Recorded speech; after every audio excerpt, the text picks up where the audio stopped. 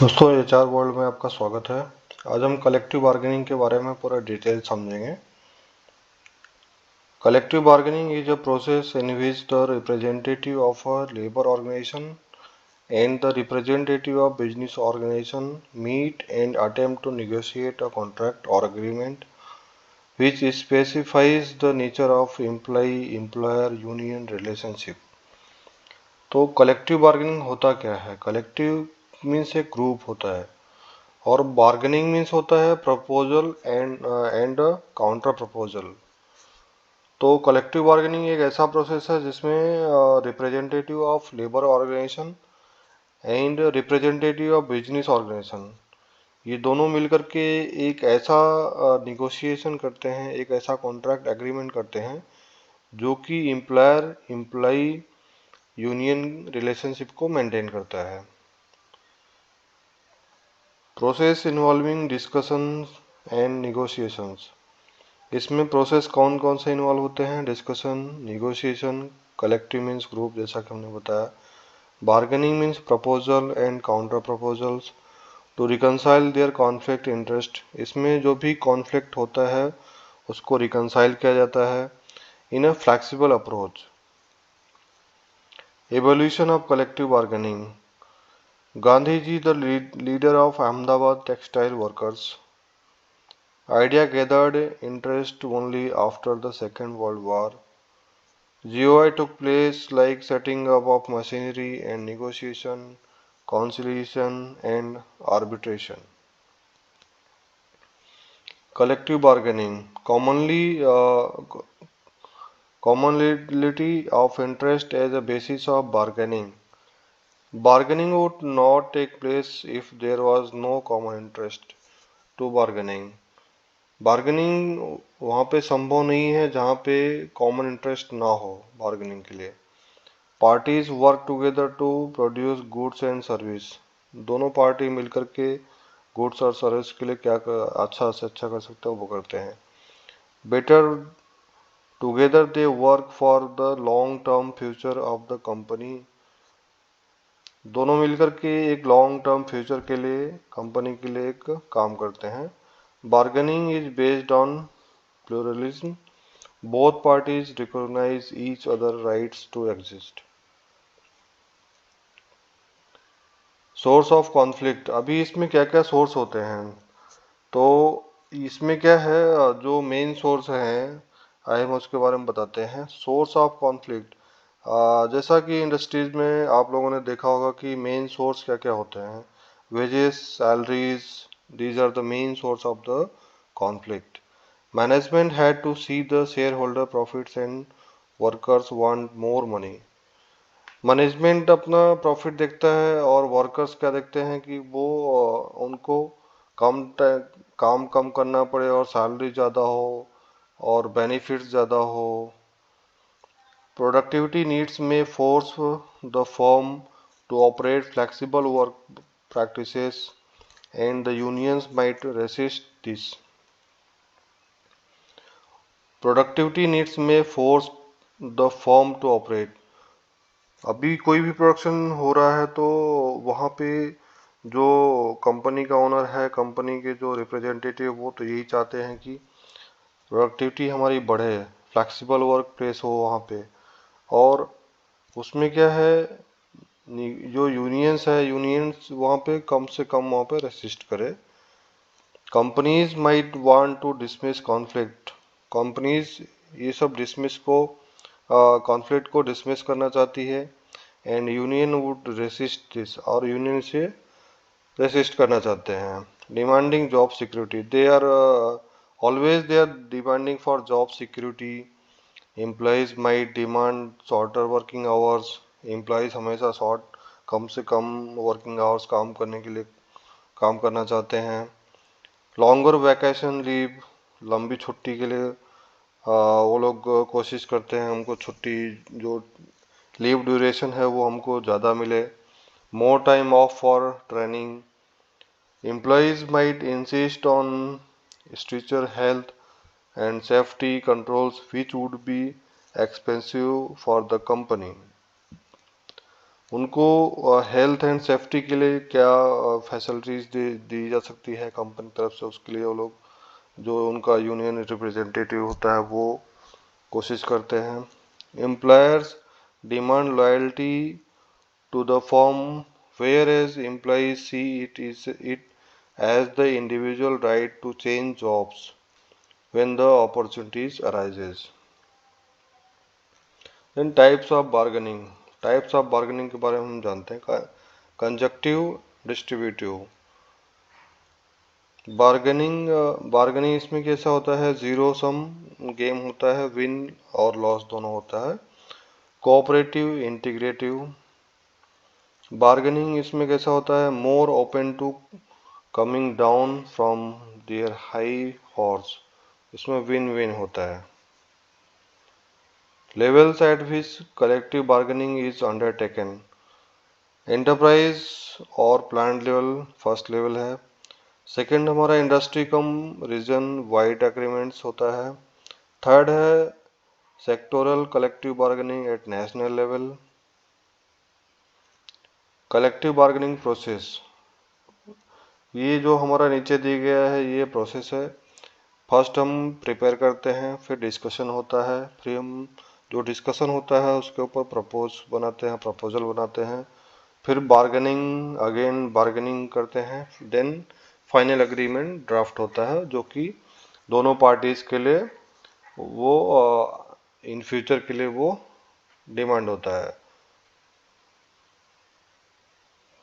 Agreement क्या होता है, agreement collective agreement is binding on workers who have signed and not on other unions। collective bargaining agreement एक ऐसा चीज होता है जो कि इसमें दोनों साइड से एक एग्रीमेंट होता है जो कि दोनों पार्टीज के लिए एक ऑन पेपर साइन हुआ रहता है, जिसमें कोई कॉन्फ्लिक्ट दोबारा होने का कोई चांस नहीं होता है।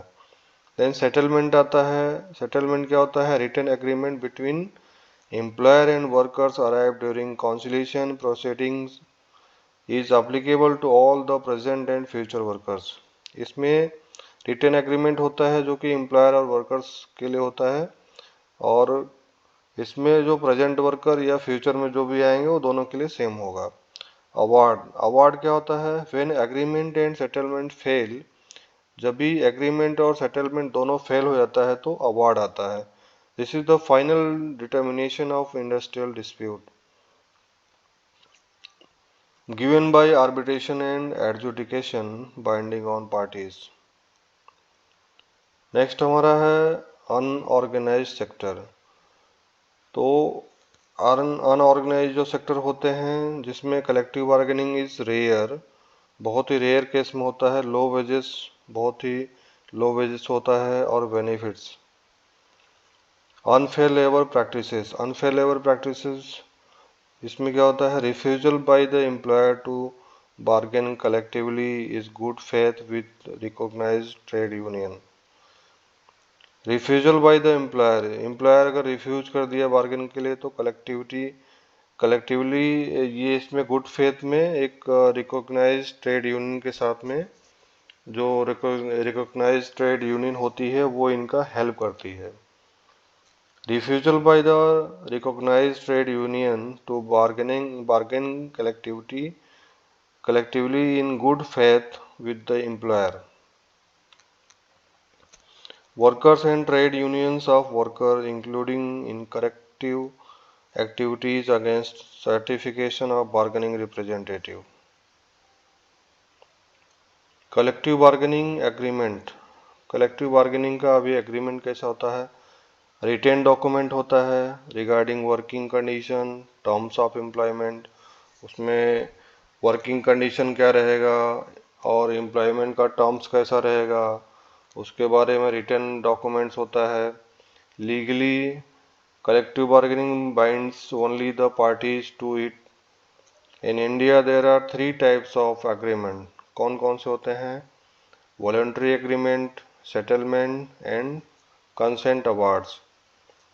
देन नेक्स्ट है हमारा procedural interpretation and implementation of agreements and resolving conflicts, agreements, or substantive of agreements. Content of collective bargaining agreement. The date of commencement of the agreement, उसमें किस डेट को एग्रीमेंट हुआ है वो मेंशन रहता है। ड्यूरेशन क्या रहेगा, इसमें डेफिनेशन क्या रहेगी, टर्म्स क्या रहेगा। The procedure of settling dispute, जो डिस्प्यूट है उसका सेटलमेंट का प्रोसीजर क्या रहेगा। Regarding interpretation as well as other dispute जो रहेंगे उसके बारे में मेंशन रहेगा। The consequences in the event of breach of agreement, agreement अगर दोनों पार्टियों के बीच में टूटता है तो उसके कॉन्सिक्वेंसेस क्या रहेंगे वो भी उसमें मेंशन रहता है। एज रिगार्ड्स वेजेस, इसमें जो वेज के रिगार्डिंग इसमें मेंशन रहता है। Exactly how conversation of employees wage to the new scale is to be affected. Condition for successful collective bargaining, successful जो कलेक्टिव बार्गेनिंग होता है उसमें क्या क्या कंडीशन होती है। Trade union recognition, knowledge, awareness and skills of workers, support of labor administration authorities, good faith, transparency, proper internal communication. Why has collective bargaining not flourished in India? Excessive dependent on compulsory adjudication for settlement of industrial dispute. पहला है। Second है reduction in the area of collective bargaining. Third है weak trade union movement. Suggestion to make collective bargaining more effective, अभी यहाँ पे suggestion दिया गया क्या क्या सजेशन हम कर सकते हैं इफेक्टिव कलेक्टिव बार्गेनिंग के लिए।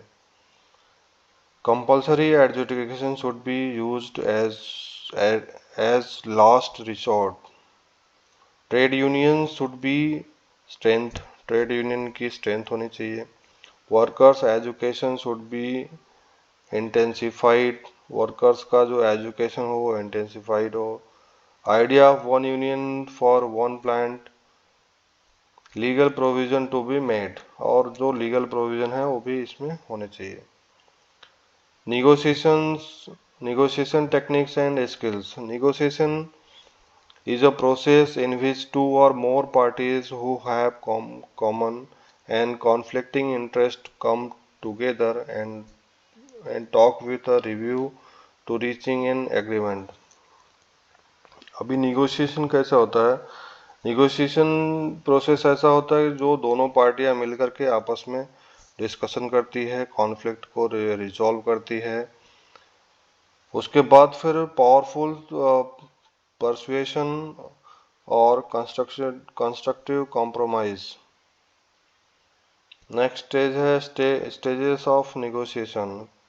कौन कौन सा स्टेज होता है। प्रिपरेशन, कलेक्टिव इंफॉर्मेशन लेते हैं। सेटिंग ऑब्जेक्टिव क्या क्या होता है। स्टैब्लिशिंग प्रायोरिटीज क्या क्या होती है। Assessing other party and it's case, noting details. Discussion होता है, देन बार्गेनिंग होती है। बार्गेनिंग में willingness of parties to compromise, focus on problem rather than person, then agreement. Negotiation point, focus on interest, not take positions, be creative, focus on problem not the person, invent multiple solution, कई सारे solution ढूंढे जाते हैं। expand the pie and many other more discussion भी होता है। Thank you. इसके बाद हम कुछ इसके अलावा भी एक दो पार्ट्स लाने वाले हैं, तो आप हमारे वीडियो को देखते रहिए। धन्यवाद।